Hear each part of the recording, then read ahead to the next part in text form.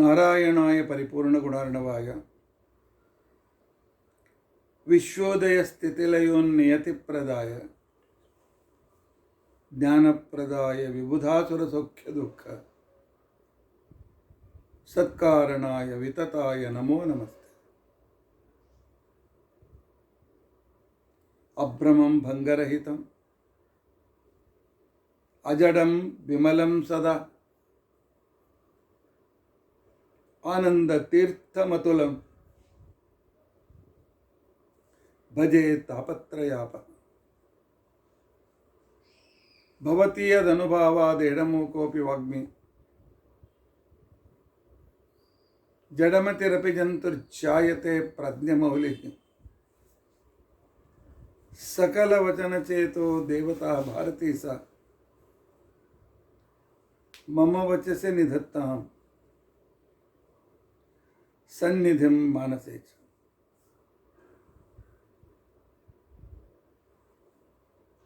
अस्मद्गुरुसमारम्भा टीकाकृत्पादमध्यगाम् श्रीमदाचार्यपर्यन्तां वन्दे गुरुपरम्परा।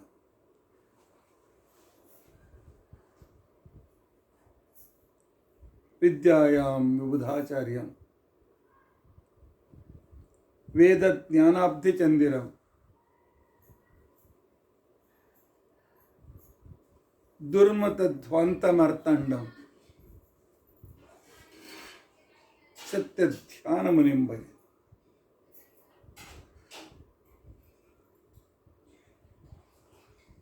यैरहं पञ्चाशद्वर्षपर्यन्तं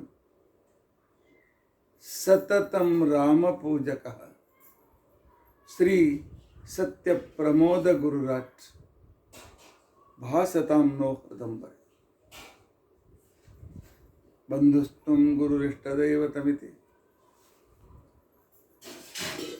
तत्पादपङ्केरुहं प्राप्तं मां परिपालयेति सततं याचे निबद्धाञ्जलि। चित्तं मद्गुणदोषचिन्तनविधौ नूनं मनां मा कृथाः। श्री सत्यात्मगुरो तदङ्घ्रियुगलं हित्वा न मे सद्गतिः। यैरहं शुकवत् सम्यक् शिक्षितोऽस्मि कृपालुभिः तान् वन्दे धेनुपाचार्यान् तत्त्वज्ञानार्थसिद्धे। श्री गुरुभ्यो नमः। हरिः ओम हरिः ओम।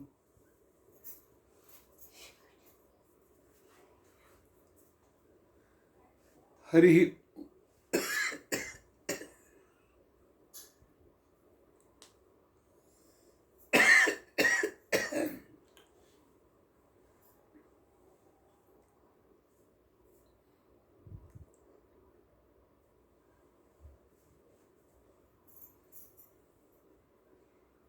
हरे राम राम राम हरे हरे।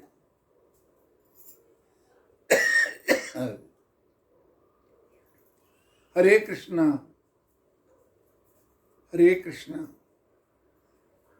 कृष्ण कृष्ण हरे हरे।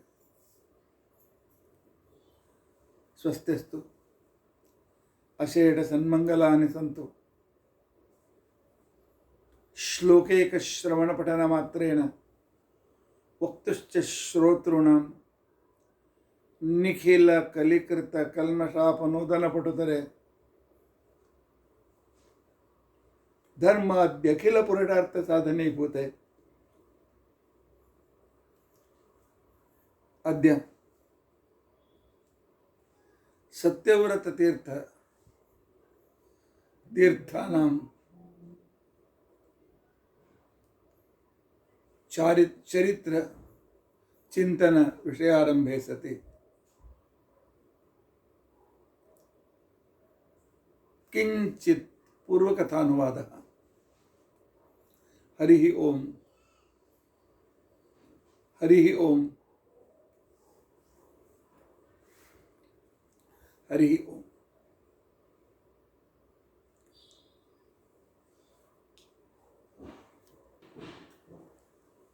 ಹರೇ ರಾಮ ಹರೇ ರಾಮ, ರಾಮ ರಾಮ ಹರೇ ಹರೇ.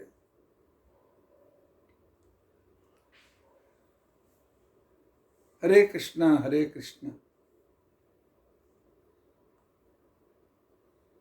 ಕೃಷ್ಣ ಕೃಷ್ಣ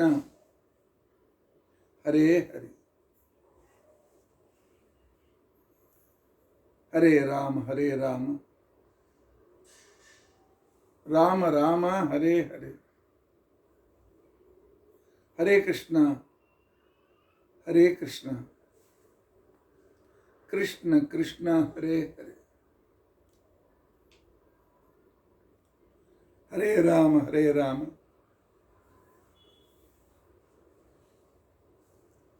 ರಾಮ ರಾಮ ಹರೇ ಹರೇ. ಹರೇ ಕೃಷ್ಣ ಹರೇ ಕೃಷ್ಣ, ಕೃಷ್ಣ ಕೃಷ್ಣ ಹರೇ ಹರೇ.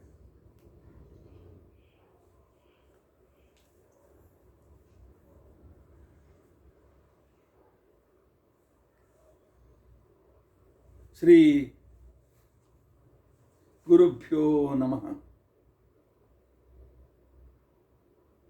ಹರಿ ಓಂ. ಹರಿ ಓಂ. ಹರಿ ಓಂ.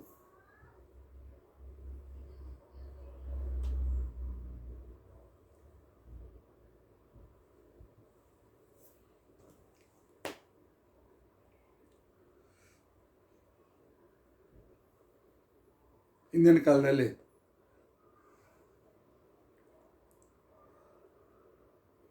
ವರತಂತು ಅಂತನೊಬ್ಬ ಋಷಿಗಳಿದ್ದರು.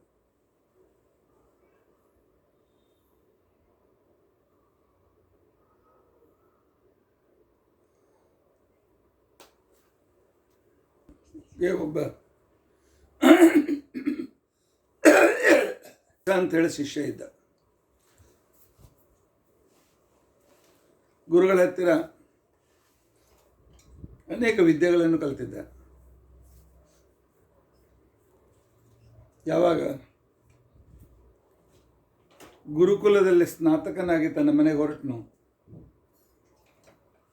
ಆಗ ಗುರುಗಳಿಗೆ ಕೇಳಿದ, ವರತಂತು ಗುರುಗಳಿಗೆ ಕೇಳಿದ,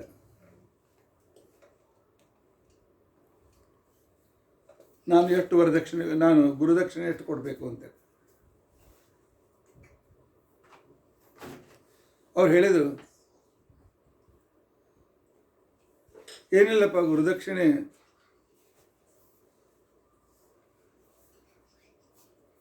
ಏನು ಕೊಡೋ ಕಾರಣ ಇಲ್ಲ, ಒಳ್ಳೆ ಕ್ರಮದಿಂದ ಭಕ್ತಿಯಿಂದ ಸೇವೆ ಮಾಡಿದ್ದಿ, ವಿದ್ಯೆ ಪಡೆದಿದ್ದಿ, ನೀನು ಮಾಡಿದ ಸೇವೆ ಗುರುದಕ್ಷಿಣೆ ಆಯಿತು, ಮನೆಗೆ ಹೋಗ್ಬೋದಂತೆ. ಇಲ್ಲ ಇಲ್ಲ ಇಲ್ಲ, ಮತ್ತು ಕೊನೆಯವರೆಗೂ ನನ್ನ ಮನಸ್ಸು ಭಾಳ ಪೀಡಿತ ಆಗ್ತದೆ ಅಂತೇಳಿ ಗುರುಗಳಿಗೆ ಆಗ್ರಹ ಮಾಡಿದ. ಇಲ್ಲ, ನನ್ನಿಂದ ನೀವು ಗುರುದಕ್ಷಿಣೆ ತೆಗೆದುಕೊಳ್ಳಲಿಕ್ಕೆ ಬೇಕು ಅಂತ ತಿಳ್ಕೊಂಡಂತೆ.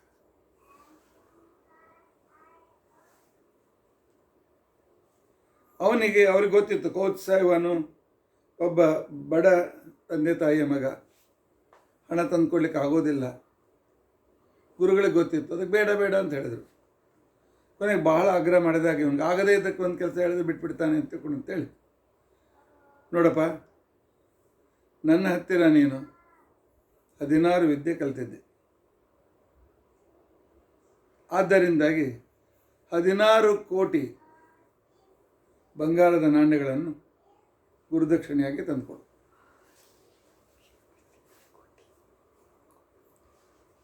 ಏನ್ರಿ ಗುರುಗಳೇ ಹೀಗೆಲ್ಲ ಹೇಳಿದ್ರಂತ ಏನೂ ಅನ್ನಲಿಲ್ಲ. ಆಯಿತು, ಯಾಕೆಂದರೆ ಆಗಿನ ಕಾಲದಲ್ಲಿ ಶಿಷ್ಯರಿಗೆ, ವಿದ್ಯಾರ್ಥಿಗಳಿಗೆ, ಪಂಡಿತರಿಗೆ, ಋಷಿಗಳಿಗೆ, ಮುನಿಗಳಿಗೆ ರಾಜರು ಆಶ್ರಯದಾತರಾಗಿದ್ದರು. ಅವ್ರು ಬೇಡಿದ್ದು ಕೊಡ್ತಾರೆ. ಅವನು ರಘುರಾಜನ ಹತ್ರ ಬಂದಿದ್ದಾನೆ. ದಶರಥನ ಅಜ್ಜನ ಹತ್ರ. ಅದೇನಾಗಿತ್ತು, ಇವ್ರು ಬರೋಕ್ಕಿಂತ ಮೊದಲೇ ರಘುರಾಜ ತನ್ನ ಸರ್ವಸ್ವವನ್ನೂ ದಾನ ಮಾಡಿ ತಾನು ತನ್ನ ಹೆಂಡತಿನ ಗುಡಿಸಿನಲ್ಲಿ ಇರ್ತಾ ಇದ್ರು.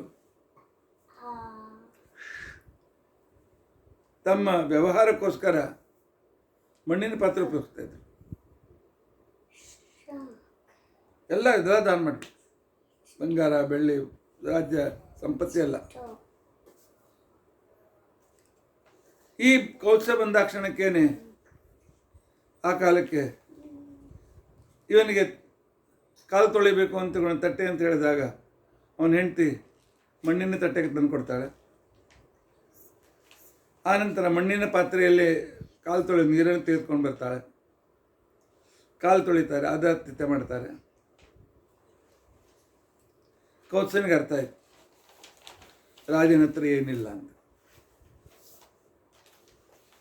ರಾಜನ ಹತ್ರ ಏನಿಲ್ಲ, ಬೇರೆ ರಾಜನ ಹತ್ರ ಹೋದ್ರೆ ಆಯ್ತು ಅಂತ.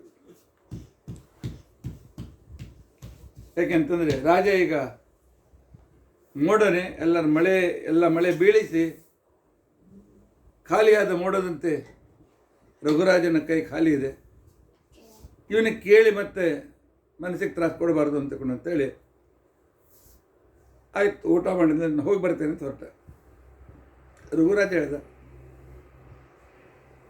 ನೀವು ಬಂದಾಗ ನಿಮ್ಮ ಮುಖದ ಪ್ರಕಾರ ಏನೋ ಕೇಳಬೇಕು ಅಂತಿತ್ತು.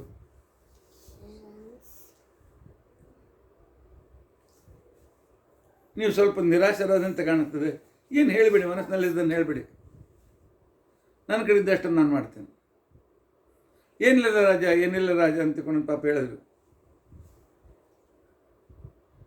ಆಗ ರಾಜ ಆಗ್ರಹ ಮಾಡಿದಿಲ್ಲ, ಏನಿದ್ದದ್ದು ಹೇಳಿಬಿಡಿ. ಇಲ್ಲ, ಮತ್ತೆ ನನಗೆ 16 ಕೋಟಿ ಬಂಗಾರದ ನಾಣ್ಯ ಬೇಕಾಗಿತ್ತು. ನೋಡಿದರೆ ನೀವು ಸರ್ವಸ್ವ ದಾನ ಮಾಡಿದ್ದೀರಿ. ನೀವು ತ್ರಾಸು ಕೊಡಬಾರ್ದು, ಪೀಡು ಕೊಡಬಾರ್ದು ಅಂತ ತಿಳ್ಕೊಂಡು ಅಂತೇಳಿ ನಾನು ಬೇರೆ ಅವ್ರ ಹತ್ರ ಹೋಗ್ತೇನೆ. ರಘುರಾಜ ಅಂದ, 1-2 ದಿವಸ ನಿಲ್ಲ. ನಮ್ಮ ರಘುಕುಲದ ಈ ವಂಶದಲ್ಲಿ ಮನೆಗೆ ಬಂದಿರತಕ್ಕಂಥ ಯಾಚಕರು ಖಾಲಿ ಕೈಯಲ್ಲಿ ಹೋಗೋದಿಲ್ಲ. ಅದೆಲ್ಲ ಬಂತೆ ನಿಮ್ಮಂಥ ವಿದ್ವಾಂಸರು ಮಂತ್ರಿಗಳ ಜೊತೆ ವಿಚಾರ ಮಾಡಿ ಕುಬೇರನಿಗೆ ಹೇಳಿ ಕಳಿಸಿದ, ಸೂಚನೆ ಕೊಟ್ಟು ಕಳಿಸಿದ ರಘುರಾಜ. ಕುಬೇರ, ಒಂದು ಸತ್ಕಾರ್ಯಕ್ಕೋಸ್ಕರ 16 ಕೋಟಿ ಬಂಗಾರದ ನಾಣ್ಯ ಬೇಕಾಗಿದೆ. ನಾಳಿನ ಬೆಳಗ್ಗಿನವರೆಗೂ ನಿನ್ನ ದಾರಿ ಕಾಯ್ತೇನೆ. ನೀನು ಕೊಡ್ತೀಯ ಅಂತ ವಿಶ್ವಾಸ ಇದೆ. ಇಲ್ಲದೆ ಇದ್ದರೆ ನಾನು ನಿನ್ನ ಮೇಲೆ ಆಕ್ರಮಣ ಮಾಡಿ ಆ ಸಂಪತ್ತನ್ನು ತೆಗೆದುಕೊಳ್ಬೇಕಾಗ್ತದೆ. ಯಾವುದು ನಿನಗೆ ಅನುಕೂಲವಾಗ್ತದೆ ಅದನ್ನು ನೀನು ಆರಿಸಬಹುದು ಅಂತೇಳಿ ಕುಬೇರನಿಗೆ ಸೂಚನೆ ಕಳಿಸ್ತಾನೆ. ಸತ್ಕಾರ್ಯಕ್ಕೆ ಯುದ್ಧ ಯಾಕೆ ಅಂತ ತಿಳ್ಕೊಂಡಂತೇಳಿ ಕುಬೇರ ಅವತ್ತು ರಾತ್ರಿ ಬಂಗಾರದ ನಾಣ್ಯದ ಮಳೆಯನ್ನು ರಾಜಕೋಶದ ಮೇಲೆ ಬೀಳಿಸ್ತಾನೆ. 16ಕ್ಕಿಂತ 18, 20 ಕೋಟಿ ಆಯಿತು. ಕೌತ್ಸ ಕೇಳಿದ್ದು 16 ಮಾತ್ರ, ಉಳಿದದನ್ನ ಇಟ್ಕೊಂಡ್ರೆ ಆಯಿತು ಅಂತ ಇಟ್ಕೊಳ್ಳಿಲ್ಲ ರಘುರಾಜ. ಎಷ್ಟು ಬಂದು ಎಲ್ಲವನ್ನು ಗಾಡಿಯಲ್ಲಿ ಹಾಕಿ ಆಯಿತು 5 ಗುರುಗಳು ಒಪ್ಪಿಸು ಅಂತಕೊಂಡಂತೆ. ಇವನು ನಾನು ಹೆಚ್ಚಿಗೆ 1 ಪೈಸೆ ತೆಗೆದುಕೊಂಡು ಹೋಗೋದಿಲ್ಲ ಅಂತ ತಗೊಂಡಂತೇಳಿ, ನಿನಗೋಸ್ಕರ ಬಂದಿದ್ದು ನೀನು ತೊಗೊಂಡು ಹೋಗ್ಬೇಕು ಅಂತ ಆಗ್ರಹ. ಸತ್ಯದ ಬಗ್ಗೆ ಆಗ್ರಹ. 5 ಗುರುಗಳಿಗೆ ಕೊಟ್ಟರೆ ನನಗೆ ಬೇಕಾಗಿದ್ದು ರಾಜನಿಗೆ ವಾಪಸ್ ಕೊಟ್ಬಿಡು. ಆಯ್ತು, ನಿನ್ನ ಗುರುದಕ್ಷಿಣೆ ಮುಟ್ತು, ನನ್ನ ಆಜ್ಞೆ ಪರಿಪಾಲನೆ ಮಾಡು. ರಾಜನ ರಾಜ್ಯಕ್ಕೆ ಬೇಕಾಗ್ತದೆ ಹಣ, ವಾಪಸ್ ತೊಗೊಂಡು ವಾಪಸ್ಬಿಡು. ಇಂಥ ಒಂದು ನಿಸ್ಪೃಹತೆ ಒಂದು ಕಡೆಗಾದರೆ, ಇನ್ನೊಂದು ಕಡೆಗೆ ಪಾಂಡವರ ರಾಜಸೂಯಾಗದಲ್ಲಿದ್ದ ಆ ವೈಭವ, ಆ ಹಣ, ಆ ಸಂಪತ್ತಿ ನೋಡಿದ ದುರ್ಯೋಧನ ಇದು ನಂದಾಗಬೇಕು, ಹುಕ್ ಆ್ಯಂಡ್ ಕ್ರೂಕ್, ಏನೇ ಆದರೂ ನಂದಾಗಬೇಕು ಅಂತನ್ನುವ ದುರಾಸೆ. ಆ ದುರಾಸೆಗಾಗಿ ಮಾಯಾವಿಯಾಗಿರ್ತಕ್ಕಂಥ ಶಕುನಿಯ ಸಹಾಯ ತೆಗೆದುಕೊಂಡು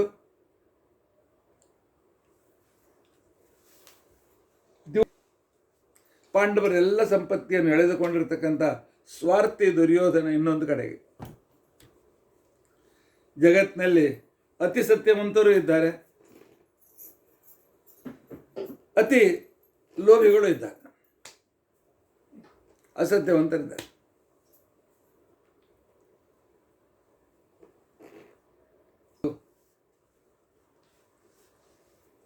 ಅಗ್ನಿ ಪರೀಕ್ಷೆಯಲ್ಲಿ ಪಾಸಾಗಿರ್ತಕ್ಕಂಥ ವ್ಯಕ್ತಿಗಳು ಸತ್ಯವ್ರತ ತೀರ್ಥ, ಸತ್ಯವ್ರತರು.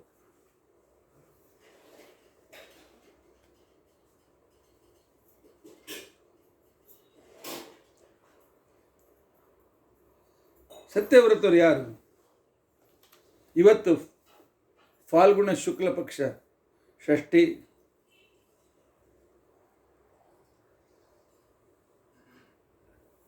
ಪದ್ಮನಾಭ ತೀರ್ಥರಿಂದ ಅಂದರೆ ಶ್ರೀಮದಾಚಾರ್ಯರಿಂದ ಬಂದಿರತಕ್ಕಂಥ ಪರಂಪರೆಯಲ್ಲಿ ಇವರು 17ನೇ ಬರು.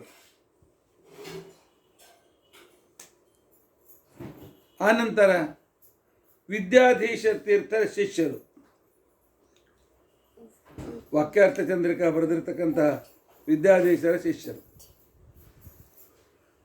ಇವರ ಪಾಂಡಿತ್ಯ, ಇವರ ಗುರುಭಕ್ತಿ, ಇವರ ಅಧ್ಯಯನ ಮಾಡತಕ್ಕಂಥ ಕ್ರಮ,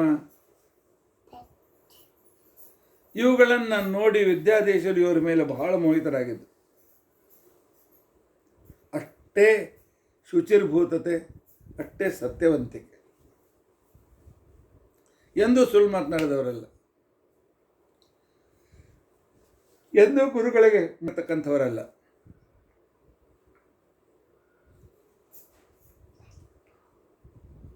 ಆಗ ಇವರ ಪೂರ್ವಾಶ್ರಮದ ಹೆಸರು ರಘುನಾಥಾಚಾರ್ಯರು ಅಂತ ತಿಳ್ಕೊಂಡಂತೆ.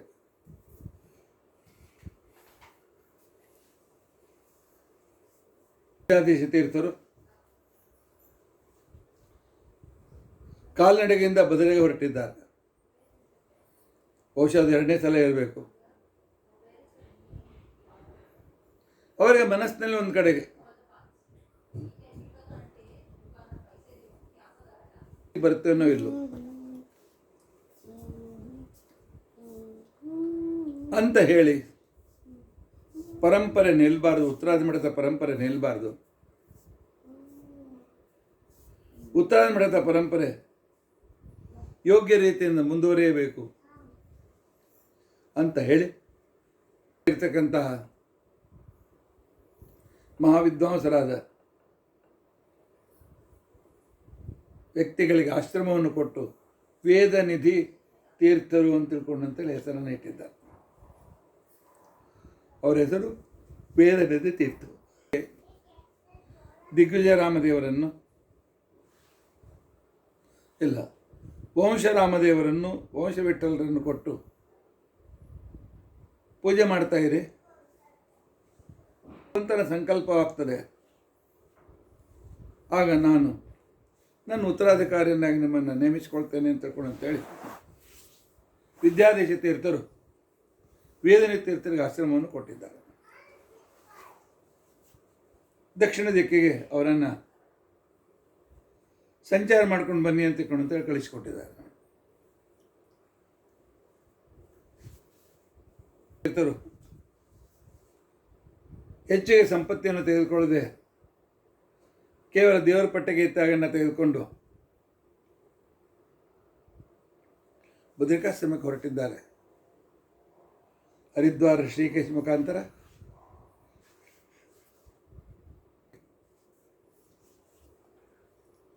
ಅಲ್ಲಿ ಕೆಲವು ದಿವಸ ಬದರಿನಾರಾಯಣ ಸೇವೆಯನ್ನು ಮಾಡಿ ವಿದ್ಯಾರ್ಥಿ ಕ್ಷೇತ್ರಕ್ಕೆ ವಾಪಸ್ ಬರ್ತಾ ಇದ್ದಾರೆ.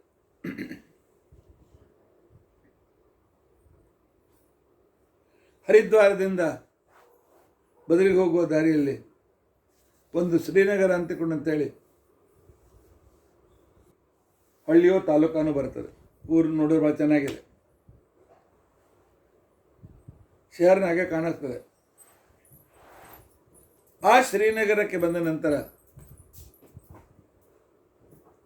ಅವರಿಗೆ ಅನ್ನಿಸ್ತು, ನಾನು ಇನ್ನು ದಿವಸ ಭಾಳ ಬಾಳೋದಿಲ್ಲ, ಅಲ್ಲಿ ಹೋಗಿ ಏನು ಪ್ರಯೋಜನ. ಆದರೆ ಶಿಷ್ಯರು ತಮ್ಮನ್ನು ಬಿಟ್ಟಿರೋದಿಲ್ಲ ಅಂತ ಹೇಳಿ ಒಬ್ಬ ಶಿಲ್ಪಿಯಿಂದ ಶಿಲ್ಪಕಲೆ ಪ್ರವೀಣರಾದಿಂದ ತಮ್ಮ ಒಂದು ಮೂರ್ತಿಯನ್ನೇ ತಯಾರಿಸಿ ಹೆಚ್ಚಿನ ಶಿಷ್ಯರನ್ನು ರಾಣೇಬೆನ್ನೂರಿನಲ್ಲಿ ಇಟ್ಟು ತಮ್ಮ ಮೂರ್ತಿಯನ್ನು ಅಲ್ಲೇ ಕಳಿಸಿಕೊಟ್ಟಿದ್ದಾರೆ. ಬಹುಶಃ ಅವರು ತ್ರಿಕಾಲಜ್ಞಾನಿಗಳು. ಮುಂದೆ ನನ್ನ ವೃಂದಾವನ ಸಗದೇ ಇದ್ದರೂ ಕೂಡ ನನ್ನ ಮೂರ್ತಿಯನ್ನು ಪೂಜೆ ಮಾಡಿಕೊಂಡು ಜನರು ಅನುಗ್ರಹಿತರಾಗಲಿ, ಉದಾರವಾದ ವಿಚಾರವನ್ನು ಇಟ್ಟುಕೊಂಡು ಅವರು ಅಲ್ಲಿಂದ ಏಕಚಕ್ರ ನಗರ ಮತ್ತೊಮ್ಮೆ ಬೇರೆ ಕಠೋರವಾದಂಥ ದಾರಿಯ ಮುಖಾಂತರ ಉಳಿದವರನ್ನೆಲ್ಲ ವಾಪಸ್ ಕಳಿಸ್ಬಿಟ್ಟಿದ್ದಾರೆ. ಹರಿದ್ವಾರ ಋಷಿಕೇಶ ಊರಿಗೆ ಹೋಗ್ರಿ ಅಂತೇಳಿ ತಮ್ಮ ಜೊತೆಗೆ ಅತ್ಯಂತ ವಿಶ್ವಾಸಿಕ ಒಬ್ಬನನ್ನು ಇಟ್ಕೊಂಡ್ರೆ ಆಯಿತು ಅಂತೇಳಿ ವಿಚಾರ ಮಾಡಿದಾಗ ತಮಗೆ ಅತ್ಯಂತ ವಿಶ್ವಾಸಿಕ ವ್ಯಕ್ತಿ ಅಂತ ತಮ್ಮ ಶಿಷ್ಯರಾಗಿರ್ತಕ್ಕಂತಹ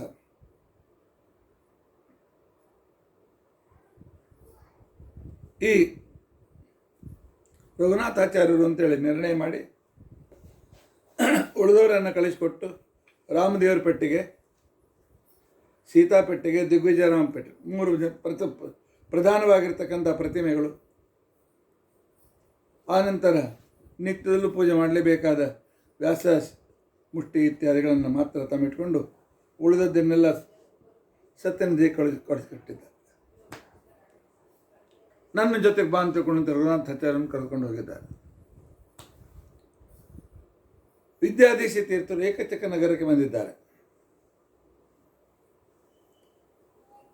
ಅಲ್ಲಿ ಬಂದಾಗ ದೇಹಾಲಸ್ಯವಾಯಿತು.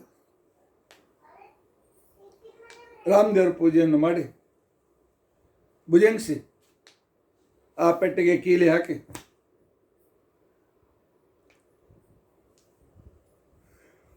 ಆಚಾರ್ಯ ಕೊಟ್ಟಿದ್ದಾರೆ. ರಘುನಾಥಾಚಾರ್ಯರೇ, ನನ್ನ ಅಂತ್ಯಕಾಲ ಸಮೀಪಿಸಿದೆ. ನಾನು ಭಗವಂತನ ಸ್ಮರಣೆಯನ್ನೇ ಮಾಡ್ತಾ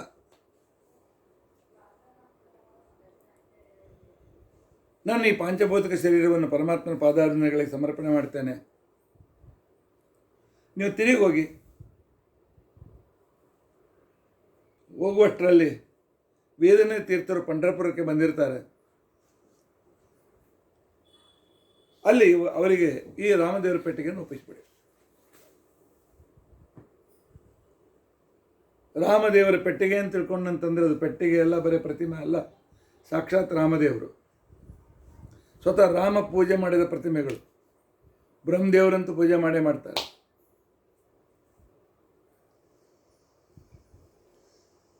ಆಗಿದ್ದಾರೆ. ತಾವು ಗುರುಗಳು ಇಬ್ಬರೇ. ರಘುನಾಥಾಚಾರ್ಯರು ಅಲ್ಲಿಯೇ ಕಲ್ಲಿನಿಂದ ವೃಂದಾವನವನ್ನು ತಯಾರಿಸಿ ಅವರ ಶರೀರವನ್ನು ಸುರಕ್ಷಿತವಾಗಿ ಅಲ್ಲಿ ಇಟ್ಟು ಮೇಲೆ ಮಣ್ಣು ಮುಚ್ಚಿ ಅದರ ಮೇಲೆ ಒಂದು ವೃಂದಾವನವನ್ನು ಕಟ್ಟಿ ಗುರುಗಳ ಸಮಾರಾಧನೆಯನ್ನು ಮಾಡಿ ಪೆಟ್ಟಿಗೆ ತೆಗೆದುಕೊಂಡು ಹೊರಟಿದ್ದ. ನಮ್ಮಂಥವರಾಗಿದ್ದರೆ ಅಲ್ಲಿ ಎಲ್ಲೋ ತೀರ್ಥದಲ್ಲಿ ತಲೆ ಬೋಳಿಸ್ಕೊಂಡು ಲಂಗೋಟಿ ಸನ್ಯಾಸ ವಸ್ತ್ರ ಹಾಕಿ ವಿದ್ಯಾಧೀಶ ತೀರ್ಥರು ತಮ್ಮ ಉತ್ತರಾಧಿಕಾರಿಯನ್ನಾಗಿ ನನ್ನನ್ನೇ ನೇಮಿಸಿದ್ದಾರೆ. ಯಾಕೆ ಯಾರನ್ನು ಉತ್ತರಾಧಿಕಾರಿಗಳನ್ನು ಮಾಡಿಕೊಳ್ಬೇಕು ಅವ್ರ ಕೈಯಲ್ಲಿ ರಾಮದೇವರನ್ನು ಒಪ್ಪಿಸ್ತಾರೆ. ಮೂಲ ರಾಮ ಸೀತಾ ದೇವಿಯರನ್ನು ಒಪ್ಪಿಸ್ತಾರೆ. ಯಾರಿಗೆ ಬೇಡ? ಈ ರೀತಿಯಾಗಿ ನಮ್ಮಂಥವ್ರು ಮಾಡ್ತಿದ್ದೆವು. ಯಾಕೆಂದರೆ ಅಲ್ಲಿದ್ದವರು ಇಬ್ಬರೇ ಗುರುಗಳು ನನಗೆ ಆಶ್ರಮ ಕೊಟ್ಟಿದ್ದಾರೆ, ನನ್ನನ್ನು ಉತ್ತರಾಧಿಕಾರಿ ನೇಮಿಸಿದ್ದಾರೆ ಅಂತ ಹೇಳಿದ್ರೆ ಇಲ್ಲ ಅಂತ ಅನ್ನೋರು ಯಾರು?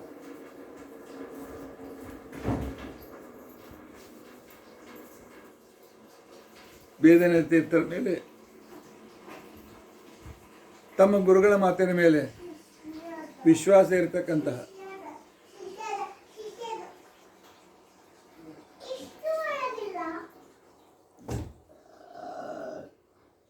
ರಘುನಾಥಾಚಾರ್ಯರು ಅಂತ ಯಾವ ಕೆಟ್ಟ ವಿಚಾರವನ್ನು ಮಾಡಲಿಲ್ಲ. ಇದೊಂದು ಅಭೂತಪೂರ್ವವಾಗಿರ್ತಕ್ಕಂಥ ವಿಧಾನ. ನಾನು ಸ್ವಾಮಿಗಳಾಗಬೇಕು, ನಾನು ಪೀಠಾಧೀಶ ಆಗಬೇಕು, ನೀನು ಪೀಠಾಧೀಶ ಜಗಳಾಡ್ತಾ ಇರ್ತಾರೆ ಅಲ್ಲಿರ್ತಕ್ಕಂಥ ಸಂಪತ್ತಿ ಉಪಯೋಗ ಮಾಡೋದಕ್ಕೋಸ್ಕರ. ಆದರೆ ಮಹಾವೀರಕ್ತರು ಅಂತ ನನ್ನ ಕಥೆ ಹೇಳಿದ್ನಲ್ಲ, ಅವನು ಹೋಗಿ ರಾಜನಿಗೆ ಗುರುಗಳಿಗೆ ಸಂಪತ್ತಿಯನ್ನು ಒಪ್ಪಿಸಿದ. ಗುರುಗಳು ಅದನ್ನು ವಾಪಸ್ ಕೊಡಿಸ್ಬಿಟ್ರು. ಈಗ ರಾಜ್ಯ ನಾನು ತೆಗೆದುಕೊಂಡು ದತ್ತಾಪಾರ ದೋಟ ಆಗ್ತದೆ, ಬೇಡ. 18 ಲಕ್ಷ ಬಂಗಾರದ ನಾಣ್ಯ ಅಂತಿಕೊಂಡಂತಂದರೆ 18 ಕೋಟಿ. ಆದರೆ ಇದಕ್ಕೆ ಅಧಿಕಾರಿಗಳು ಸುಮಂತು ಮಾತ್ರ. ಅದನ್ನು ನೆನಪಿಟ್ಕೊಂಡು ಯಾರು ವಿದ್ವಾಂಸರಾಗಲಿ ರಾಜನಾಗಲಿ ಒಪ್ಪಲಿಲ್ಲ.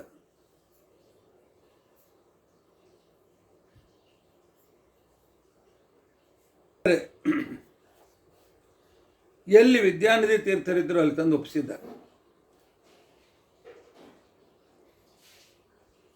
ಎಲ್ಲರಿಗೂ ಬಹಳ ಆಶ್ಚರ್ಯ.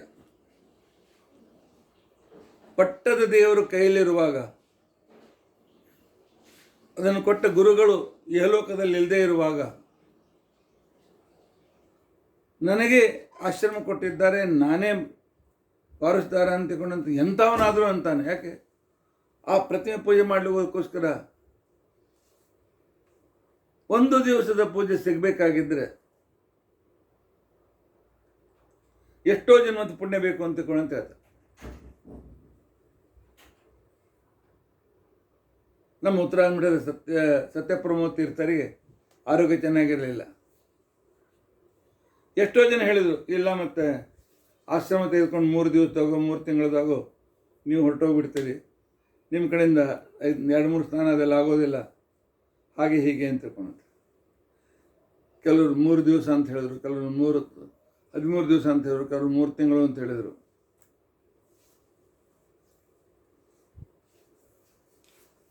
ಆದರೆ ಸತ್ಯಪ್ರಮೋದ ತೀರ್ಥರು ಆ ಪೀಠದ ಮೇಲೆ ಕುಳಿತಾಕ್ಷಣಕ್ಕೇನೆ ಇಂಥ ಒಂದು ಆರೋಗ್ಯ. ಮುಂದೆ 50 ವರ್ಷ ಒಂದು ದಿವಸವೂ ಬಿಡದೆ ರಾಮದೇವ್ರ ಪೂಜೆ ಮಾಡಿದ್ದಾರೆ, ಒಂದು ದಿವಸ ಬಿಡದೆ ಸುಧಾಪಾಠವನ್ನು ತಪ್ಪದೆ ಹೇಳಿದ್ದಾರೆ.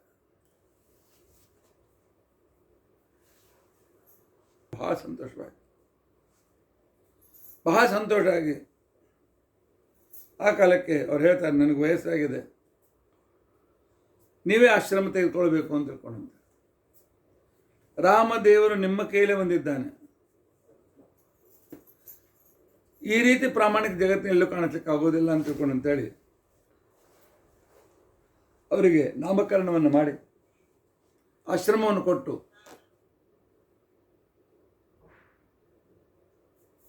ಅವರಿಗೆ ಸತ್ಯವ್ರತ ತೀರ್ಥರು ಅಂತ ತಿಳ್ಕೊಂಡಂತೇಳಿ ಹೆಸರನ್ನು ಕೊಟ್ಟಿದ್ದಾರೆ.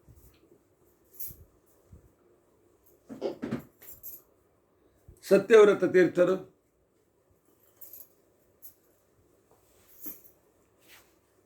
ಮಹಾವಿದ್ವಾಂಸರು, ಅಷ್ಟೇ ಆಚರಣಶೀಲರು, ಶಾಪ ಅನುಗ್ರಹ ಸಮರ್ಥರು, ಯಾರೂ ಮಾಡದೇ ಇರತಕ್ಕಂಥ ಅದ್ಭುತ ಕಾರ್ಯವನ್ನು ಮಾಡುವ ಸಮರ್ಥರು.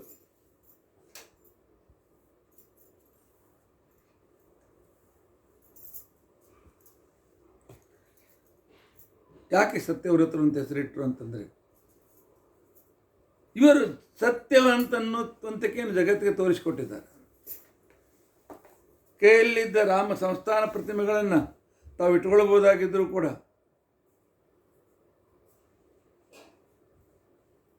ಅದಕ್ಕೆ ಹಾಕಿದ ಅಬ್ಜಾವಧಿ ರೂಪಾಯಿ ಆಭರಣಗಳು ಯಾರ ಮನಸ್ಸನ್ನು ಚಂಚಲ ಮಾಡೋದಿಲ್ಲ. ಆದರೆ ಪುರುಷೋತ್ತಮಾಚಾರ್ಯ ಮನಸ್ಸು ಚಂಚಲ ಆಗಲಿಲ್ಲ. ಆ ಪುಣ್ಯದಿಂದ ಅವರಿಗೆ ಅವ್ರ ಗುರುಗಳು ಕೊಟ್ಟಿರ್ತಕ್ಕಂಥ ಸನ್ಯಾಸ ಸಿಕ್ತು. ರಾಮದೇವರ ಪೂಜೆಯನ್ನು ಮಾಡಿ ತಮ್ಮ ಗುರುಗಳ ಪ್ರತಿನಿಧಿಗಳಾಗಿದ್ದಾರೆ.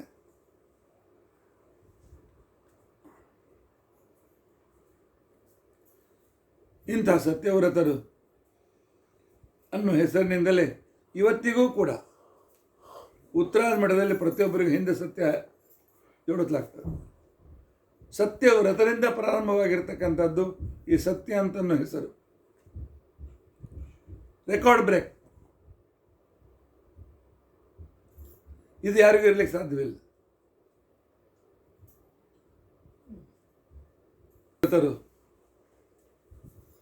ಆಶ್ರಮ ತೆಗೆದುಕೊಂಡ ಮೇಲೆ ಕೆಲವೇ ದಿವಸದ ನಂತರ ಸತ್ಯ ವೇದನೆ ತೀರ್ಥರು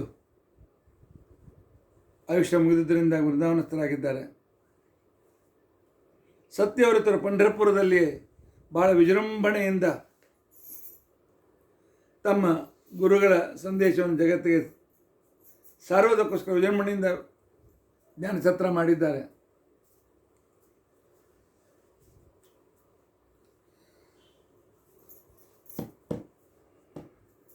ತಮ್ಮ ಗುರುಗಳ ವೃಂದಾವನವನ್ನು ಸ್ಥಾಪನೆ ಮಾಡಿ ವಿಜೃಂಭಣೆಯಿಂದ ಜ್ಞಾನಸತ್ರವನ್ನು ಮಾಡಿ ಆ ಕಾಲದಲ್ಲಿ ಸತ್ಯವ್ರತ ತೀರ್ಥರು ಯಾರಿಂದ ಸತ್ಯ ಅಂತನ್ನುವ ಇದು ಪ್ರಾರಂಭವಾಯಿತು. ಪಂಢರಪುರದಲ್ಲಿ ಗುರುಗಳ ಅತ್ಯಂತ ಶ್ರೇಷ್ಠ ಒಳ್ಳೆಯ ವೃಂದಾವನ ಕಟ್ಟಿಸಿದ್ದಾರೆ.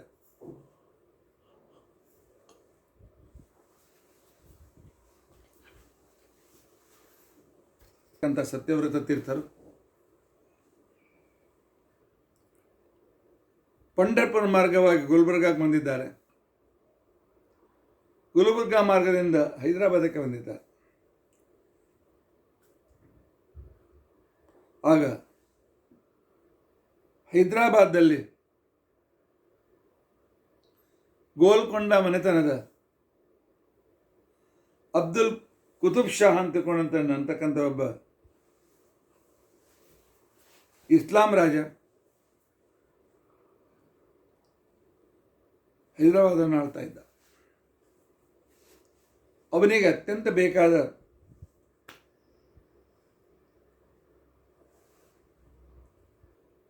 ಅಲ್ಲಿರ್ತಕ್ಕಂಥ ಹೆಚ್ಚಿನ ಜನ ಬ್ರಾಹ್ಮಣರು ಅವನ ಮಂತ್ರಿ, ಸೇನಾಪತಿ ಇತ್ಯಾದಿಗಳಾಗಿದ್ದರು. ಮಂತ್ರಿ ಹೇಳ್ತಾನೆ, ಸತ್ಯವ್ರತರು ಬರ್ತಾ ಇದ್ದಾರೆ, ಮಹಾನ್ ಭಾವರು, ಶಾಪಾನುಗ್ರಹ ಸಮರ್ಥರು, ರಾಜ ಸ್ವಾಗತ ಮಾಡಬೇಕು,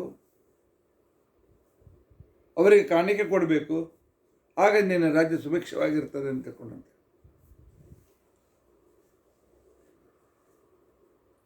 ಇವನು ಶಾಪಾನುಗ್ರಹ ಸಮರ್ಥರು, ತ್ರಿಕಾಲ ಜ್ಞಾನಿಗಳು ಅಂತಂತ ಇದ್ದರು, ಪರೀಕ್ಷೆ ಮಾಡಿ ನೋಡೋಣ ಅಂತ ತಿಳ್ಕೊಂಡಂತೆ.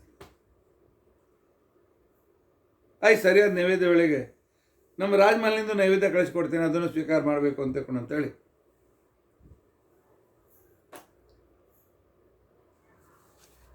ಆ ತಟ್ಟೆಯಲ್ಲಿ ಒಳ್ಳೆ ತಾಜಾ ಮಾಂಸವನ್ನಿಟ್ಟು ಕೆಂಪು ಬಟ್ಟೆಯಿಂದ ಮುಚ್ಚಿ ಅದನ್ನು ಕಳಿಸ್ಕೊಟ್ಟಿದ್ದಾನೆ. ಇದು ನೈವೇದ್ಯ ತೋರಿಸಿ ಅಂತ ತಿಳ್ಕೊಂಡಂತೆ. ಒಬ್ಬೊಬ್ಬರಿಗೆ ರಹಸ್ಯ ಗೊತ್ತಿದ್ದವ್ರು ಗಾಬರಿ ಆಗಿದ್ರು, ಏನಾಯ್ತಪ್ಪ, ಏನಾಗ್ತದೆ.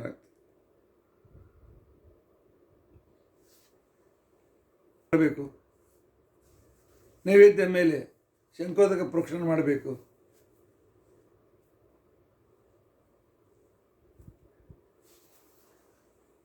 ಸತ್ಯವ್ರತರಿಗೆ ಗೊತ್ತಾಗ್ತದೆ.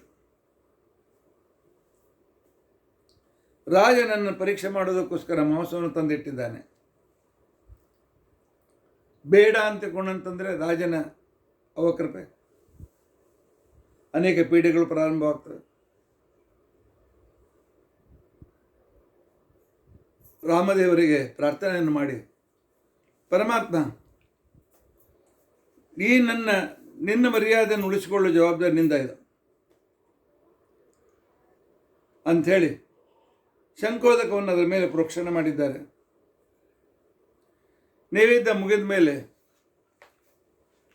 ರಾಜನಿಗೆ ತೊಗೊಂಡು ಹೋಗುವಂತಿಕೊಂಡು ಅಂತ ಹೇಳಿದ್ದಾರೆ. ಅಷ್ಟರಲ್ಲಿ ಬೇಕಂತ ರಾಜ ಬಂದಿದ್ದ ತನ್ನ ಅನೇಕ ಪ್ರಮುಖ ಸೇನಾಪತಿಗಳ ಜೊತೆಗೆ. ಸ್ವಾಮಿಗಳ ಮಾಂಸ ನೈವೇದ್ಯ ತೋರಿಸ್ತಾರೆ, ಎಂಥವ್ರು ಏನು ಅಂತ ತಿಳ್ಕೊಂಡಂತೆ ಗದ್ದಲ ಹಾಕಬೇಕು ಅಂತ ತಿಳ್ಕೊಂಡಂತೇಳಿ ನೈವೇದ್ಯ ಇಟ್ಟದಿಂದ ಅಲ್ಲಿ ಅವನ ಎದುರಿಗಿನ ತಟ್ಟೆಯನ್ನು ತಂದು ಕೊಟ್ಟಿದ್ದಾರೆ. ಲಘು ಬೇಗೇನು ತೆಗೆದು ನೋಡ್ತಾನೆ, ಅವೆಲ್ಲ ಹಣ್ಣು ಆಗಿಬಿಟ್ಟಿದ್ದು, ಹಣ್ಣು ತಾಂಬೂಲಗಳಾಗ್ಬಿಟ್ಟಿದ್ದು. ಅದನ್ನು ನೋಡಿ ಕುತುಬ್ ಶಾ ಶರಣಾಗತನಾಗಿದ್ದಾನೆ, ಬೇಕಾದಷ್ಟು ಸಂಪತ್ತಿಯನ್ನು ಕೊಟ್ಟಿದ್ದಾನೆ. ಆದರೆ ಇವರು ಸತ್ಯವ್ರತರು, ಬೇಕಾದಷ್ಟು ಅದರೊಳಗೆ ಅಷ್ಟು ಬೇಕಷ್ಟು ತಗೊಂಡ್ರು. ಅಲ್ಲಿಂದ ಇವರು ಹೈದರಾಬಾದಲ್ಲಿ ತಮ್ಮ ಪವಾಡನ್ನು ತೋರಿಸಿಕೊಂಡು ಸಂಚಾರ ಮಾಡುತ್ತಾ, ಪೀಠದ ಮೇಲೆ 4 ವರ್ಷ ಇದ್ದರು.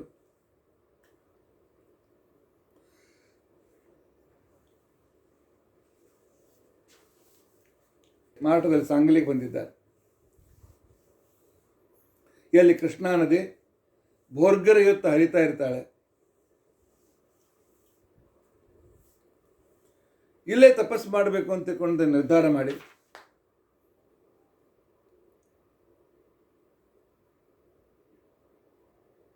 ಅವರು ಒಂದು ಸ್ಥಳವನ್ನು ಆರಿಸಿದ್ದಾರೆ. ಆರಿಸಿ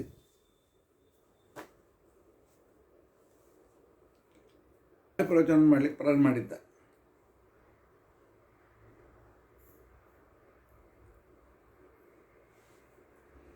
ಅಲ್ಲಿರುವಾಗಲೇ ಅವರು 2 ಗ್ರಂಥಗಳನ್ನು ಬರೀತಾರೆ. ಶ್ರೀಮನ್ ನ್ಯಾಯಸುಧಾ ವ್ಯಾಖ್ಯಾನ ವಿವೃತ್ತಿ ಅಂತ ಹೆಸರು ಕೆಟ್ಟಿದ್ದಾರೆ. ಆನಂತರ ಮಹಾಭಾರತ ಆತ್ಮನಿರ್ಣಯದ ವ್ಯಾಖ್ಯಾನ ಪೂರ್ತಿ ಸಿಕ್ಕೋದಿಲ್ಲ, ಆದರೆ ಸಿಕ್ಕಷ್ಟೇನೆ ಅದ್ಭುತವಾಗಿದೆ.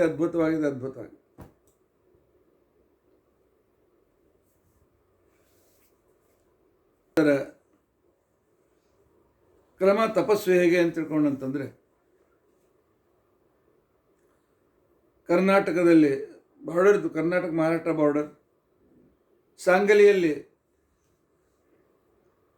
ಭಾಳ ಬಿಸಿಲು ಜೋರಾಗಿ ಬೀಳ್ತದೆ.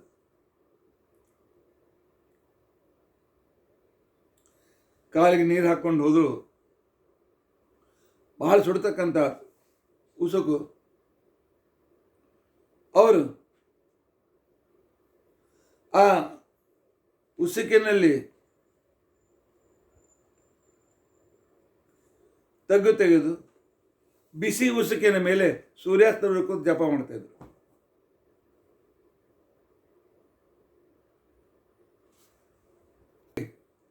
ಅವರ ಘೋರವಾದ ತಪಸ್ಸು ನಡೆದಿದೆ.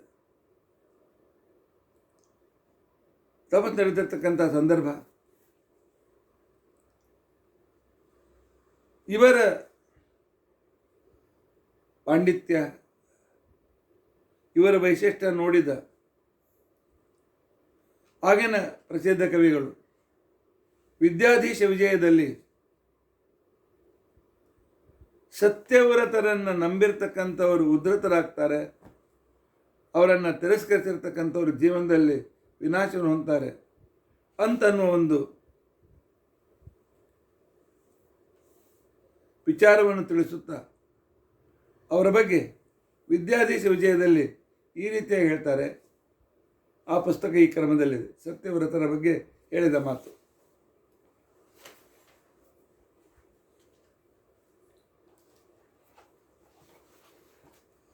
ವಿದ್ಯಾಧೀಶ ವಿಜಯದಲ್ಲಿ ಹೇಳ್ತಾರೆ, ಕಟಾಕ್ಷೇತೋನೇನ ಯತೀಂದು ನೈವ ನಿಸ್ಸೋಪಿ ವಸ್ವೀಶ್ವರ ಹರ್ಷಮಾದಿ ಅಲಕ್ಷಿತೋ ದೀಕ್ಷಿತಿ ಲಕ್ಷಪೋಪಿ ಸಾಕ್ಷಾತ್ ಅಲಕ್ಷಾಸ್ಪದ ಸ್ವೇದಮೇವ.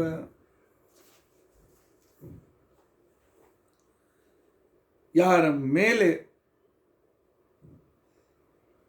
ಈ ಗುರುಗಳ ಕೃಪಾಕಟಾಕ್ಷ ಬೀಳುತ್ತಿತ್ತು, ಸತ್ಯವ್ರತ ಸೇವೆಗೆ ಬಂದಾಗ ಯಾರು ಅವರು ತಮ್ಮ ಕಣ್ಣಿಂದ ಯಾರ ಕಡೆಗೆ ನೋಡ್ತಾ ಇದ್ರು ಅಂತ ಅವರ ದೃಷ್ಟಿಕೋನ ಯಾರ ಮೇಲೆ ಬೀಳ್ತದೆ ಅವರಿಗೆಲ್ಲೂ ಸರ್ವಸ್ವ ಸಿಕ್ಕದಂತ. ಒಬ್ಬ ಬಡವನು ಒಂದೇ ದಿವಸದಲ್ಲಿ ಲಕ್ಷಾಧೀಶ ಕೋಟ್ಯಾಧೀಶನಾಗ್ಬೋದು, ಅಷ್ಟು ಸ್ವಾಮಿಗಳು ಕೊಟ್ಬಿಡ್ತದೆ. ಅವರು ಕೊಡದೇ ಇದ್ದರೂ ಕೂಡ ನಮ್ಮ ಕಡೆ ನೋಡಿದ್ದಾರಲ್ಲ, ನಮ್ಮ ಜೀವನ ಧನ್ಯ. ಈ ರೀತಿಯಾಗಿರ್ತಕ್ಕಂಥ ವೈಶಿಷ್ಟ್ಯ ಅವರಲ್ಲಿತ್ತು. ವ್ಯಾಖ್ಯಾಸು ನಿಸ್ಸಂಶಯಮಸ್ಯ ದೇವ ವಾಣಿ ಸಮುಚ್ಚಾರ ನೈಪುಣ್ಯಂ. ಪಾಂಡಿತ್ಯ ಅಂತ ಅದ್ಭುತವಾದ ಪಾಂಡಿತ್ಯ. ಅನೇನ ಯತೀಂದು ನೈವ ನಿಸ್ಸೋಪಿ ವಸ್ವೀಶ್ವರ ಹರ್ಷಮಾರ್ಷಿ ಅಲಕ್ಷಿತೋ ದೀಕ್ಷಿತಿ ಲಕ್ಷಪೋಪಿ ಸಾಕ್ಷಾತ್ ಅಲಕ್ಷಾಸ್ಪದ ಸ್ವೇದಮೇವ. ಇವರ ಅನುಗ್ರಹ ಯಾರ ಮೇಲೆ ಆಗ್ತಿತ್ತು, ಇವರ ಕೃಪಾಕಟಾಕ್ಷ ಯಾರ ಮೇಲೆ ಬೀಳ್ತಿತ್ತು, ಆ ವ್ಯಕ್ತಿ ಮಹಾದರಿದ್ರನಾದರೂ ಒಂದೇ ದಿವಸದಲ್ಲಿ ಲಕ್ಷಾಧೀಶನಾಗ್ತಾ ಇದ್ದ. ತಮ್ಮಲ್ಲಿ ಇರ್ತಕ್ಕಂಥ ಸಿರಿವಂತಿಕೆಯಿಂದಾಗಿ ಮಾವ ಸಾಹುಕಾರ ಅವರಾಗಿದ್ದರು. ಸತ್ಯವ್ರತರ ಕಡೆಗೆ ಸ್ವಲ್ಪವಾದರೂ ಲಕ್ಷ್ಯ ಮಾಡಿದರೆ ಆ ವ್ಯಕ್ತಿ ಎಲ್ಲವನ್ನ ಕಳೆದುಕೊಂಡು ಊಟಕ್ಕೂ ಗತಿ ಇಲ್ಲ ಅಂತ ಪರಿಸ್ಥಿತಿಗೆ ಬರ್ತಾ ಇದ್ದ. ಇಂತಹ ಶಾಪಾನುಗ್ರಹ ಸಮರ್ಥರು ಸತ್ಯವ್ರತರು. ಇವರ ಶ್ರೀಮನ್ ನ್ಯಾಯಸುಧಾ ಟಿಪ್ಪಣಿ, ನ್ಯಾಯಸುಧಾ ವಿವೃತ್ತಿ. ವ್ಯಾಖ್ಯಾಸು ನಿಸ್ಸಂಶಯಮಸ್ಯ ದೇವ ವಾಣಿ ಸಮುಚ್ಚಾರಣ ನೈಪುಣ್ಯಂ. ಇವರ ಪ್ರವಚನ ಗಂಭೀರವಾಗಿರ್ತಕ್ಕಂಥ ಸುಂದರವಾಣಿ. ಇವರು ಪ್ರವಚನಕ್ಕೆ ಕುಳಿತರೆ ಸಾಕು, ಸಾವಿರಾರು ಜನ ಮಂತ್ರಮುಗ್ಧರಾಗಿ ಸುಮ್ಮನೆ ಕೂಡ್ತಾ ಇದ್ರು. ಶ್ರೀಮನ್ ನ್ಯಾಯಸುಧೆ ಅಂತ ಕಠಿಣವಾದ ಗ್ರಂಥವ ಪ್ರವಚನ ಆಬಾಲವೃದ್ಧರಿಗೆ ತಿಳಿಯುವಂತ ಹೇಳ್ತಾ ಇದ್ರು. ಸುಧಾ ರಸ ಸೇಚನಮಾಚರಂತಿ, ಎಲ್ಲರಿಗೂ ಅಮೃತವನ್ನು ಪಾನ ಮಾಡಿಸ್ತಾ ಇದ್ರು. ಶ್ರೀಮನ್ ನ್ಯಾಯಸುಧಾ ಅಂತ ಅಮೃತವನ್ನು. ಇಂಥ ಅದ್ಭುತವಾಗಿರ್ತಕ್ಕಂಥ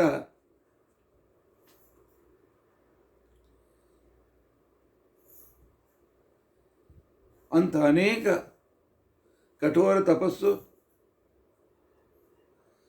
ಬಿಸಿಲು ಅವರಿಗೆ ಬಿಸಿ ಉಸುಕಿನಲ್ಲಿ ಕೂಡಬೇಕು. ಇಂಥ ಅದ್ಭುತವಾಗಿರ್ತಕ್ಕಂಥ ಸಾಮರ್ಥ್ಯ,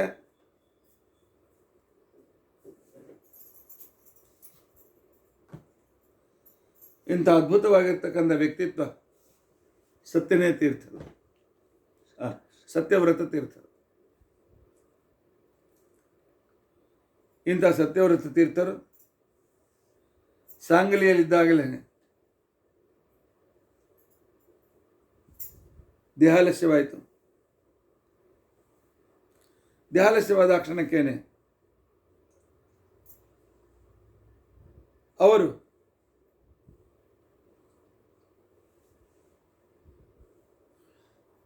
ಸತ್ಯನಿಧಿ ತೀರ್ಥರಿಗೆ ತಮ್ಮ ಶಿಷ್ಯರಿಗೆ ಆಶ್ರಮವನ್ನು ಕೊಟ್ಟು ಸತ್ಯನಿಧಿ ತೀರ್ಥರು ಅಂತ ಹೆಸರು ನೆಟ್ಟಿದ್ದಾರೆ. ಸತ್ಯನಿಧಿ ತೀರ್ಥ ಅಂತೂ ಕಾಮಧೇನು ಅಂತ ವರ್ಣನೆ ಮಾಡಿಕೊಂಡಿದ್ದಾರೆ. ಇವರ ವೃಂದಾವನವನ್ನು ಮಾಡಿದ ನಂತರ ಸತ್ಯನಿಧಿ ತೀರ್ಥರು ಇವರನ್ನು ಈ ರೀತಿ ವರ್ಣನೆ ಮಾಡಿದ್ದಾರೆ. ವೇದ ನಿಧ್ಯಾಲವಾಲೋತ್ಥ ಸತತಾಂ ಚಿಂತಿತ ಪ್ರದ. ವೇದನಿಧಿ ತೀರ್ಥರು ಅಂತಿಕೊಂಡಂತನ್ನುವ ಒಂದು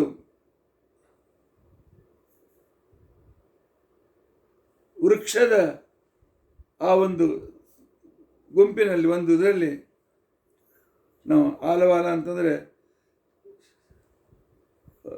ತೋಟದಲ್ಲಿ ಇತ್ಯಾದಿಗಳೆಲ್ಲ ಒಂದು ರೀತಿಯಾಗಿರ್ತಕ್ಕಂಥ ಚೌಕಾಕೃತಿಯನ್ನು ಮಾಡಿಕೊಂಡು ನೀರಲ್ಲಿ ಹೋಗುವಂತೆ ಮಾಡ್ತೀನಿ ತಂದು ಮಾಡ್ತೇವೆ. ಅದಕ್ಕೆ ಆಲವಾಲ ಅಂತೇಳಿ ಕರೀತಾರೆ. ಇಂಥಲ್ಲಿ ಹುಟ್ಟಿರ್ತಕ್ಕಂಥ ಸತ್ಯವು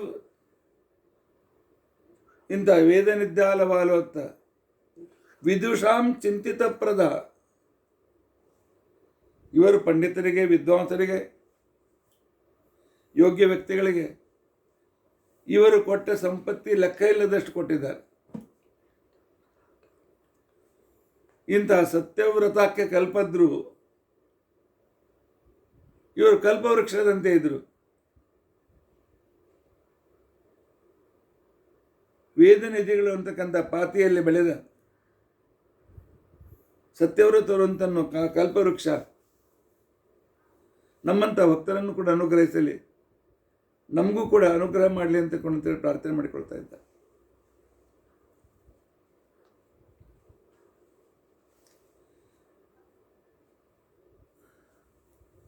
ವಾದಿರಾಜರ ನಂತರ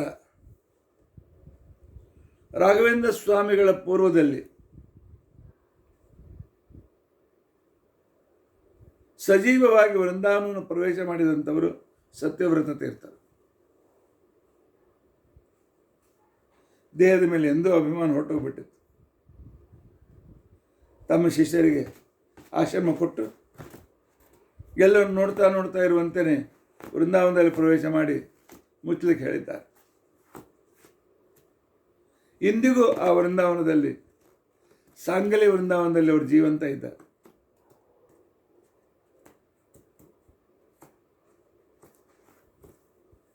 ಇವರ ಪರಂಪರೆಯಲ್ಲೇ ಮುಂದೆ ಸತ್ಯಸಂಧ ತೀರ್ಥರು ಅಂತ ನಮ್ಮ ಸ್ವಾಮಿಗಳು ಬರ್ತಾರೆ.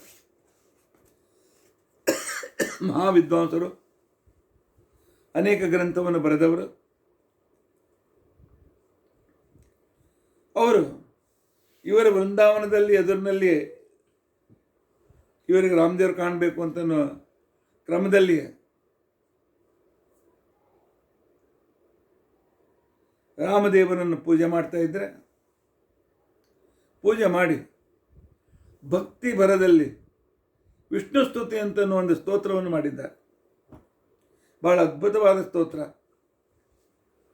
ಮುರಾರಾತೆ ವಿಷ್ಣು ಹರಮುಖ ಸುರಾರಾಧ್ಯ ಭವತೋ ಅಂಥೇಳಿ ಅದ್ಭುತವಾಗಿರ್ತಕ್ಕಂಥ ಒಂದು ಸ್ತೋತ್ರವನ್ನು ಮಾಡಿದ್ದಾರೆ. ಈ ಸ್ತೋತ್ರದ ಅರ್ಥಾನುಸಂಧಾನ ನೋಡೋಣ, ಸಾಧ್ಯವಾದರೆ ನಾಳಿನ ದಿವಸ ನಾವು ಮಾಡೋದಕ್ಕೋಸ್ಕರ ಪ್ರಯತ್ನಿಸೋಣ.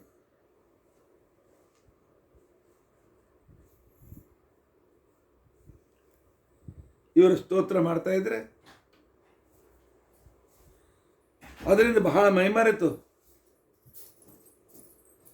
ಸಂಪೂರ್ಣ ವೃಂದಾವನ ಈಗ ತೂಗ್ಲಿಕ್ಕೆ ಪ್ರಾರಂಭ ಆಯ್ತಂತೆ. ನಾವು ನಮ್ಮ ಮಕ್ಕಳು ಮೊಮ್ಮಕ್ಕಳು ಮಾಡಿದಾಗ ಭಾಳ ಚಲೋ ಆಯ್ತು, ಭಾಳ ಚಲೋ ಆಯ್ತು ಅಂತ ಹೆಂಗೆ ಅಲುಗಾಡಿಸ್ತೇವೆ, ಆ ರೀತಿಯಾಗಿ ದೊಡ್ಡ ವೃಂದಾವನ ಇದೆ. ಸುಮಾರು 6 ಫೂಟ್ ಎತ್ತರಕ್ಕಿಂತ ಹೆಚ್ಚು ವೃಂದಾವನ ಇದೆ. ಅಗಲೂ ಚೆನ್ನಾಗಿದೆ. ಪಂಚಾಮೃತ ಅಭಿಷೇಕ ಮಾಡ್ಕೊಳ್ಬೇಕಾಗಿದ್ದರೆ ಕುರ್ಚಿ ಮೇಲೆ, ಸ್ಟೂಲ್ ಮೇಲೆ ನಿಂತ್ಕೊಂಡು ಪಂಚಾಮೃತ ಅಭಿಷೇಕ ಮಾಡಬೇಕು. ಇಂಥ ವೃಂದಾವನ ಅಲುಗಾಡ್ಲಿಕ್ಕೆ ಚಾಲುವಾಗಿದೆ. ಅಲ್ಲಿ ಸೇರಿದ 100 ಜನ ನೋಡಿದ್ದಾರೆ. ಅಂದರೆ ಎಂದಿಗೂ ವೃಂದಾವನದಲ್ಲಿ ನಾನು ಜೀವಿತನಿದ್ದೇನೆ ಅಂತೇಳಿ ತೋರಿಸ್ಕೊಡ್ತೇನೆ.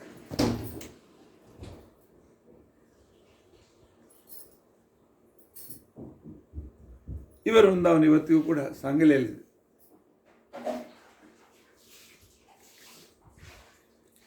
ಮಧ್ಯದಲ್ಲಿ ಕೃಷ್ಣಾ ನದಿಗೆ ಬಹಳ ದೊಡ್ಡ ಮಹಾಪೂರ ಬಂತು. ಮಹಾಪೂರ ಬಂದು ಎಲ್ಲ ಉಸುಕು ಮೇಲೆ ಬಂದು ಸಂಪೂರ್ಣ ಆ ಪ್ರದೇಶ ಉಸುಕಿನಲ್ಲಿ ಮುಳುಗಿ ಹೋಯಿತು. ಕೆಲವು ವರ್ಷ ವೃಂದಾವನ ಎಲ್ಲಿದೆ ಅಂತ ಗೊತ್ತಾಗಲಿಲ್ಲ. ವಿಶಾಲವಾದ ಮಣ್ಣಿನ ರಾಶಿ, ಎಲ್ಲ ಕಡೆ ಹುಡುಕಿದ್ರು, ಎಲ್ಲಿ ಸಿಗಲಿಲ್ಲ. ಸತ್ಯಪ್ರಮೋದರ ಬಹುಶಃ ಸತ್ಯಧ್ಯಾನರ ಸಮಯ. ನನ್ನ ವಿದ್ಯಾಗುರುಗಳಾಗಿರ್ತಕ್ಕಂಥ ಮಾಹುಲಿ ಗೋಪಾಲಾಚಾರ್ಯರು ಸತ್ಯಧ್ಯಾನರ ಹತ್ತಿರ ಅಧ್ಯಯನ ಮಾಡ್ತಾ ಮಾಡ್ತಾ MA ಇಂಗ್ಲಿಷ್ ಪರೀಕ್ಷೆಗೆ ಕೂತ್ಕೊಂಡಿದ್ದರು. ಆಗ ಬೃಂದಾವನ ಸಿಗಲಿಲ್ಲ. ಆಗ ನನ್ನ ವಿದ್ಯಾಗುರುಗಳಾಗಿರ್ತಕ್ಕಂಥ ಮಾಹುಲಿ ಗೋಪಾಲಾಚಾರ್ಯರು ಸತ್ಯಧ್ಯಾನದಿಂದ ಅನುಮತಿ ತೆಗೆದುಕೊಂಡು ಪರೀಕ್ಷೆಗೆ ಸಾಂಗ್ಲಿಗೆ ಬಂದಿದ್ದರು. ಸತ್ಯಧ್ಯಾನ ತೀರ್ಥ ಹೇಳಿದ್ರು, ನೋಡಪ್ಪ, ಅಲ್ಲಿ ಇರುವಾಗಲೇ ಅನೇಕ ಜನರನ್ನು ಹಿಡಿದುಕೊಂಡು ವೃಂದಾವನ ಎಲ್ಲಿದ್ದು ಹುಡುಕಿ ತೆಗಿಬೇಕು ಅಂತ ತಿಳ್ಕೊಂಡಂತ. ನಮ್ಮ ಗುರುಗಳು ದಿನಾಲು ಬರಬೇಕು, ಟೈಮ್ ಸಿಕ್ಕಾಗಲ್ಲ, ಬಂದು ಕೂರಬೇಕು. ವಿಶಾಲವಾದಲ್ಲಿ ಎಲ್ಲಿದೆ ವೃಂದಾವನ, ಹೇಗೆ ಹುಡುಕಬೇಕು ಅಂತನ್ನೋ ಸಂದರ್ಭ ಒಂದು ದಿವಸ ಮಧ್ಯಾಹ್ನ ಕೂತ್ಕೊಂಡಿದ್ದಾನೆ. ಒಂದೇ ಒಂದು ಕಡೆಗೆ ಹುಲ್ಲಿಗೆ ಬೆಂಕಿ ಹತ್ತು. ಸಾಧಾರಣ ಒಂದು 8 ಸ್ಕ್ವೇರ್ ಫೀಟ್, ಉಳಿದು ಎಲ್ಲೂ ಇಲ್ಲ. ಉರಿ ಹತ್ತಿ ಅವತ್ತು ಆರಿ ಹೋಯ್ತು. ನಮ್ಮ ಆಚಾರ್ಯಗೆ ಅಲ್ಲೇ ಇರಬೇಕು ಅಂತಕೊಂಡು ಅನಿಸ್ತು. ಆನಂತರ ಅಲ್ಲಿ ಅಧಿಕಾರಿಗಳನ್ನು, ಕಲೆಕ್ಟರನ್ನು, ಜಿಲ್ಲಾಧಿಕಾರಿಗಳನ್ನು ಹಿಡಿದುಕೊಂಡು, ಯಾಕೆ ದೊಡ್ಡ ಕೆಲಸ, ಅಲ್ಲಿಯೇ ಉಸುಕನ್ನು ತೆಗೆಸಿದರೆ ಸತ್ಯವ್ರತ ವೃಂದಾವನ ಇವತ್ತಿನ ದಿವಸ ಸಿಕ್ಕಿದೆ. ಮೊದಲು ಅಷ್ಟೇ ಸ್ಥಳ ನಮ್ಮ ಕೈಯಲ್ಲಿತ್ತು, ಬೇರೆಯವರು ಉಳಿದ ಸ್ಥಳ ಆಕ್ರಮಣ ಮಾಡಿದರು. ಈಗ ಅದೆಲ್ಲನೂ ಸ್ವೀಕಾರ ಮಾಡಿ ರೋಡ್ವರೆಗೂ ಇರತಕ್ಕಂಥ ಭಾಗವನ್ನು ನಮ್ಮ ಸ್ವಾಮಿಗಳು ಸತ್ಯಪ್ರಮ ತೀರ್ಥರು, ಸತ್ಯಾತ್ಮ ತೀರ್ಥರು ಅದರ ವ್ಯವಸ್ಥೆಯನ್ನು ಮಾಡಿದ್ದಾರೆ. ಇಂಥ ಅದ್ಭುತವಾಗಿರ್ತಕ್ಕಂಥ ಚರಿತ್ರೆ ಇವತ್ತೂ ವೃಂದಾವನದಲ್ಲಿದ್ದು ಭಕ್ತರ ಇಚ್ಛೆಯನ್ನು ಪೂರೈಸ್ತಾ ಇದ್ದಾರೆ. ಅಲ್ಲಿ ನಮ್ಮ ಗುರುಕುಲದ ಒಬ್ಬ, ನನಗಿಂತ ಜೂನಿಯರ್ ಒಬ್ಬ ವಿದ್ಯಾರ್ಥಿ, ಸತ್ಯಜ್ಞಾನ ವಿದ್ಯಾಪೀಠದ ವಿದ್ಯಾರ್ಥಿ, ಮಾಹುಲಿ ವಿದ್ಯಾಸಿಂಹಾಚಾರ್ಯ ಒಬ್ಬ ಶಿಷ್ಯ, ಅಲ್ಲೇ ಪೂಜೆ ಮಾಡಿಕೊಂಡಿದ್ದಾರೆ. ಆ ವ್ಯಕ್ತಿಯ ಮಗಳಿಗೆ ಏನು ಚರ್ಮರೋಗ ಪ್ರಾರಂಭವಾಯಿತು, ತೊನ್ನು ರೋಗ. ಹೆಣ್ಮಗಳು ಏನು ಮಾಡಬೇಕು, ಭಾಳ ಗಾಬರಿಯಾಗಿದ್ದಾರೆ. ಆಗ ಸತ್ಯಾತ್ಮ ತೀರ್ಥರ ಹತ್ತಿರ ಶರಣ ಬಂದಾಗ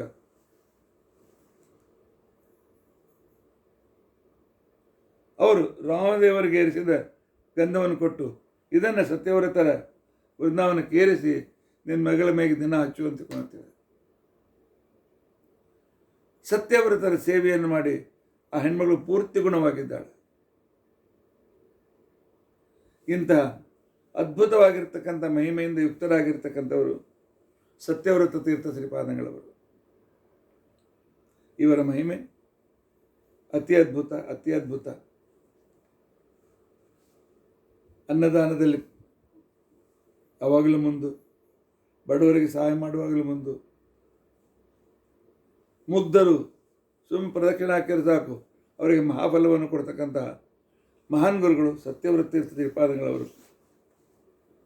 ಇಂಥ ಸತ್ಯವ್ರತರನ್ನು ನೆನೆಸುವ ಒಂದು ಅವಕಾಶ ನನಗೆ ಸಿಕ್ಕಿದೆ. ನಾವು ಧನ್ಯರು, ಅವರನ್ನು ಸ್ಮರಿಸ್ತಾ ಇದ್ದೇವೆ. ಇವತ್ತು ಇವರ ಆರಾಧನೆಯನ್ನು ನಮ್ಮ ಮಠದಲ್ಲಿ ಮಾಡ್ತಾ ಇದ್ದೇವೆ.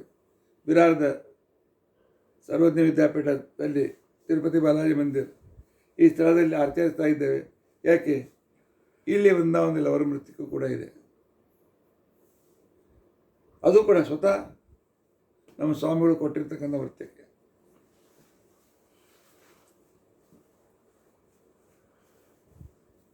ಸತ್ಯವ್ರತರ ಚರಿತ್ರೆಯನ್ನು ಕೇಳುವ ಒಂದು ಸದವಕಾಶ ನಮಗೆ ಸಿಕ್ತು. ಇದೇ ಒಂದು ಪುಣ್ಯ. ಸ್ವಲ್ಪ ಮಧ್ಯದಲ್ಲಿ ವಿಘ್ನಗಳು ಬಂದಿವೆ, ಸೌಖ್ಯದ ಕಾರಣದಿಂದಾಗಿ. ಆದರೂ ಕೂಡ ನೀವು ಇವರ ಮಹಿಮೆಯನ್ನು ಮನಸ್ಸು ಕೊಟ್ಟು ಕೇಳ್ತೀರಿ. ಕೇಳಿ ವೃದ್ಧತರಾಗ್ತೀರಿ. ಯಾರಿಗೆ ಸಾಧ್ಯವಿದೆ ಬನ್ನಿ, 10:30ಯಿಂದ 12:30ವರೆಗೂ ಪಂಚಾಮೃತ ಅಭಿಷೇಕ, ಮಹಾಪೂಜಾ, ಹಸ್ತೋದಕ, ಪ್ರವಚನ ಇತ್ಯಾದಿಗಳನ್ನು ನಾವು ಇಟ್ಕೊಂಡಿದ್ದೇವೆ. ನಮ್ಮ ವಿರಾರಕ್ಕೆ ಬನ್ನಿ. ಇವತ್ತಿನ ದಿವಸ ಬಂದು ಈ ಆರಾಧನೆಯಲ್ಲಿ ಭಾಗವಹಿಸಿ ಭಗವಂತ ಅನುಗ್ರಹಕ್ಕೆ ಪಾತ್ರರಾಗಿ. ಶ್ರೀಕೃಷ್ಣಾರ್ಪಣಮಸ್ತು. ಶ್ರೀಕೃಷ್ಣಾರ್ಪಣಮಸ್ತು. ಅಕ್ಷಯಂ ಕರ್ಮ ಯಸ್ಮಿನ್ ಪರೇ ಸ್ವರ್ಪಿತಂ ಪ್ರಕ್ಷಯಂ ಯಾಂತಿ ದುಃಖಾನಿ ಅನ್ನಾಮತಃ ಅಕ್ಷರೋ ಯೋಜರ ಸರ್ವದೇವಾಮೃತಃ ಕುಕ್ಷಿಗಂ ಯಸ್ತ ವಿಶ್ವಂ ಸದಾ ಜಾಧಿಕಂ ಪ್ರೀಣಯಾಮೋ ವಾಸುದೇವಂ ದೇವತಾ ಮಂಡಲ ಖಂಡಮಂಡಲ. ಶ್ರೀಕೃಷ್ಣಾರ್ಪಣಮಸ್ತು. ಶ್ರೀಕೃಷ್ಣ.